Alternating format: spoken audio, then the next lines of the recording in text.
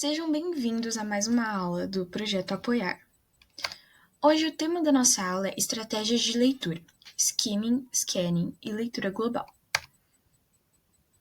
Por que utilizar estratégias de leitura? Bom, geralmente quando vamos fazer prova, sabemos que o tempo é limitado.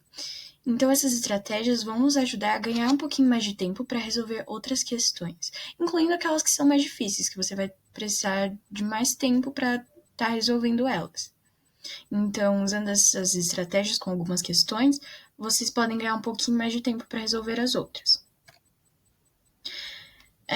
Bom, o que eu queria falar é que skimming e scanning são palavras mais chatinhas, mais difíceis, mas são coisas bem intuitivas. Provavelmente vocês já usam isso para resolver questões de provas de inglês mesmo, até literatura, e não sabem que tem nomes. Ou então essa aula é para quem já faz isso, mas quer refinar um pouco ou aprender coisas novas, caso vocês não saibam, e para quem não sabe mesmo estar aprendendo.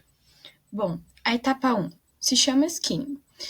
É a ambientação, é quando você abre a sua prova e dá de cara com um texto de inglês.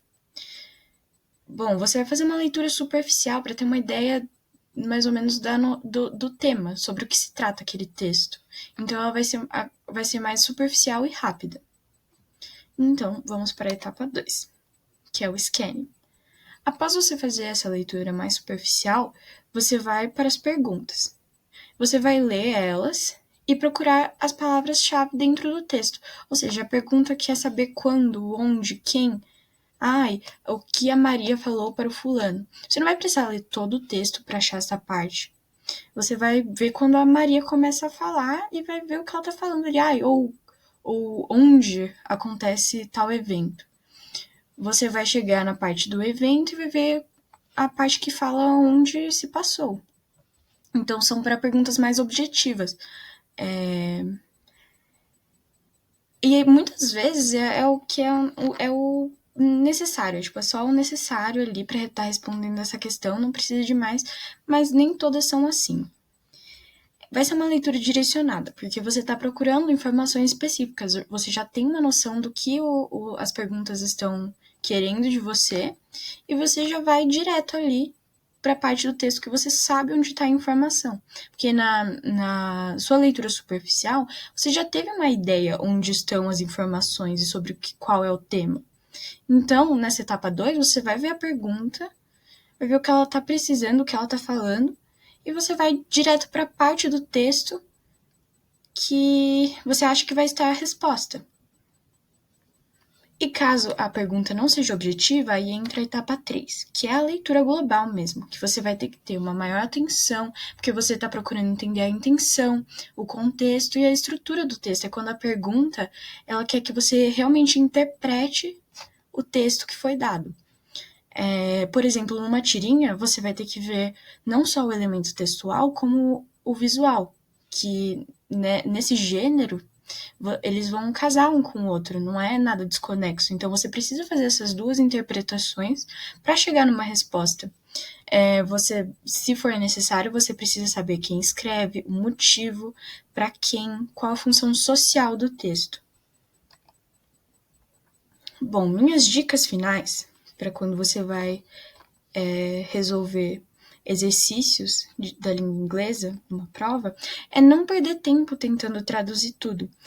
Você vai ver um texto quilométrico e você vai começar a fazer traduções literais, que muitas vezes não vão fazer sentido, porque elas precisam de um contexto. Você só vai gastar seu tempo, não vai conseguir responder a questão de forma objetiva e não vai dar certo. Então, não perca tempo tentando traduzir tudo. O contexto é muito mais importante do que as traduções literais. E essas técnicas, elas não vão substituir o estudo. Para você aplicar estratégias, você tem que ter uma noção do que você está vendo ali. Elas são formas de você ganhar mais tempo, não de substituir, vou parar de estudar inglês então, já que eu aprendi isso. Não faz sentido. Uma coisa precisa da outra. E a minha terceira dica, que é a mais básica, eu acho que é assim com a maioria das matérias, mas é muito importante que vocês pratiquem essas estratégias com provas antigas e vejam se dá certo para vocês. Porque cada pessoa pensa de uma forma. Então, para a pessoa A, essas estratégias podem funcionar e para a pessoa B, não. E para a pessoa C, ela vai usar essas estratégias só que de uma forma mais adaptada para ela.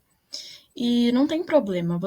O importante é vocês saberem como vocês vão trabalhar essas questões. Então é importante que vocês pratiquem com as provas antigas e tentem usar essas técnicas, pelo menos uma vez para ver se funcionam com vocês ou se vocês vão ter que adaptar elas. Bom, agora vamos praticar juntos para fixar melhor a matéria. Aqui, quando vocês batem o olho, já dá para ver que é um cartoon.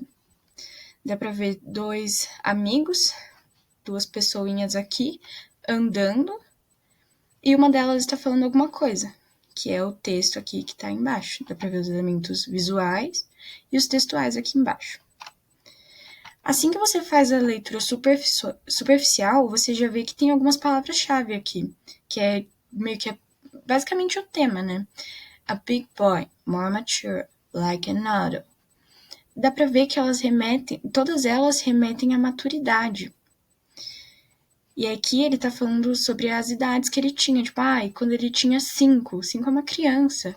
Todos me diziam para ser um big boy, um garoto crescidinho, um menino, não uma criança.